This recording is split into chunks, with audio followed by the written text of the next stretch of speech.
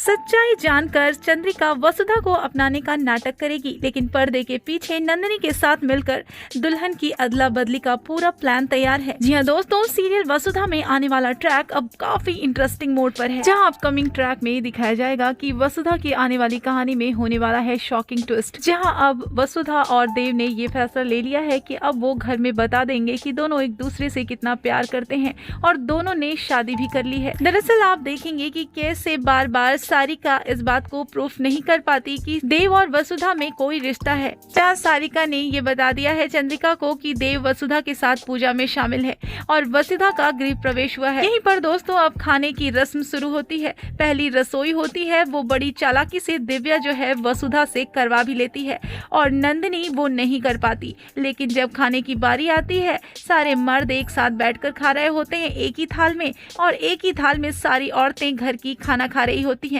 और तब वसुधा भी वहां बैठने के लिए आती है। दिव्या उसे कहती है, चंद्रिका तब दिव्या को रोकती है और कहती है कि नहीं, वसुधा इस परिवार का हिस्सा नहीं है। जब नंदिनी होने वाली बहू होकर इस थाली में खाने के लिए नहीं बैठ पाई तो फिर वसुधा कैसे बैठ सकती है। वेल दोस्तों, यहाँ ट्रैक को देखकर यही लग रहा है कि चंद्रिका को ये भनक तक नहीं लग पा रही है कि देव ने वसुधा से शादी कर ली है और उनका कितना प्यारा रिश्ता है। यानी कि सारिका जो अब तक की बार बार प्रूफ करना चाहती थी, बार बार चंद्रिका को दिखा रही थी, लेकिन चंद्रिका को दिखाई नहीं देता। बार बार सारिका झूठी साबित होती है, लेकिन ये सच जब पता चल जाएगा चंद्रिका को, तो चंद्रिका अपने आप को कोसती हुई नजर आएगी और खुद को बेवकूफ कहती हुई नजर आएगी। हालांकि यहाँ पर देव की आंखों में भी आंसू आ जाएंगे। वसुधा के लिए जो प्यार है, जो तड़प है, वो सब कुछ चंद्रिका देखकर पिघलने वाली है। वहीं दूसरी तरफ नंदिनी को भी ये एहसास होने वाला है कि इस घर में अब उसकी कोई जगह नहीं है, क्योंकि वो जगह तो वसु ने पहले ही ले लिया है।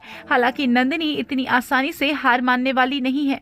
जी हाँ दोस्तों, यहाँ पर चंद्रिका और नंदिनी ने मिलकर पहले से ही बहुत बड़ा प्लान बना रखा होता है। दरअसल नंदिनी और चंद्रिका एक दूसरे को काफी टाइम पहले से जानते हैं और नंदिनी का इस घर में आना चंद्रिका का सबसे बड़ा मकसद है, क्योंकि अगर देव की शादी नहीं हुई नंदिनी के साथ, तो फिर नंदिनी चंद्रिका और इस परिवार से जुड़ा एक ऐसा राज जानती है जो वो कभी भी बता सकती है, और इसी बात की धमकी बार बार नंदिनी चंद्रिका को भी दे रही है। कल दोस्तों अपकमिंग ट्रैक में आप देखेंगे कि चंद्रिका अपने बेटे की खुशी के लिए एक पल के लिए वसुधा को स्वीकार करने के लिए तैयार भी हो जाएगी और कहेगी कि हाँ ठीक है, मैं देव के लिए वसुधा को स्वीकार करने के लिए तैयार हूँ, और देव और वसुधा के इस रिश्ते को मानने के लिए तैयार भी हो जाती है। लेकिन वहीं पर वसुधा को इस बात का पता चल जाता है कि उसकी देवी हुकुम को नंदिनी किसी बात को लेकर धमका रही है और उसे बार बार यही कह रही है कि अगर उसकी शादी देव से नहीं हुई तो वो सारे खेल खोल कर रख देगी। और इस बात से देवी हुकुम काफी डरी और घबराई हुई नजर आ रही है।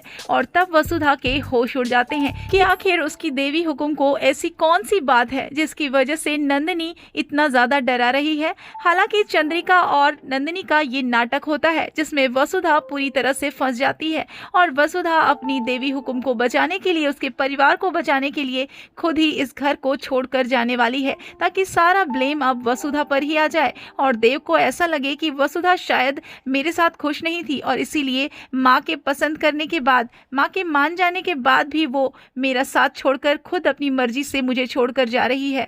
दोस्तों यहीं पर कहानी आगे बहुत ही इंटरेस्टिंग होने वाली है, क्योंकि वसुधा का देव को छोड़कर जाना, ये सारा खेल चंद्रिका और नंदिनी का रचा होता है। वेल दोस्तों, आगे देखना काफी इंटरेस्टिंग होगा कि क्या चंद्रिका इस खेल में कामयाब हो जाएगी, क्या वसुधा वापस अपने गांव चली जाएगी। आगे की स्टोरी और भी ज्यादा इंटरेस्टिंग होने वाली है, तो वीडियो को लाइक और चैनल को सब्सक्राइब करें।